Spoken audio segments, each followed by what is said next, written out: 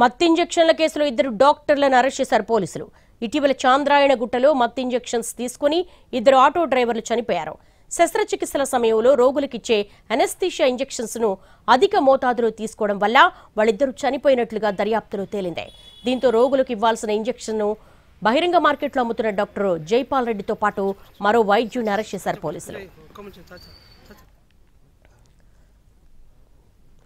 మత్తు ఇంజెక్షన్ల కేసులో ఇద్దరు డాక్టర్స్ ను అరెస్ట్ చేశారు పోలీసులు. దీనికి సంబంధించి క్రైమ్ ఇన్పుట్ ఎడిటర్ రమేష్ అడిగి మరిన్ని వివరాలు తెలుసుకుందాం. రమేష్, ఏదైతే చాంద్రాయణగుట్టలో వారం రోజుల క్రితం ఇద్దరు ఆటో డ్రైవర్లు చనిపోవడం జరిగింది.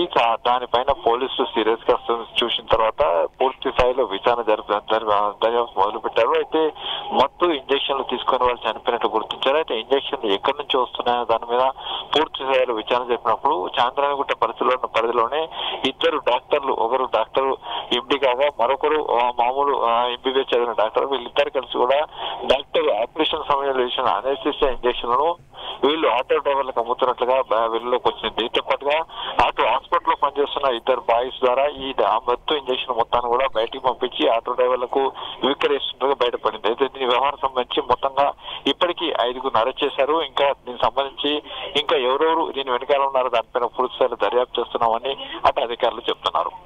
All right Ramesh, thanks for the live updates.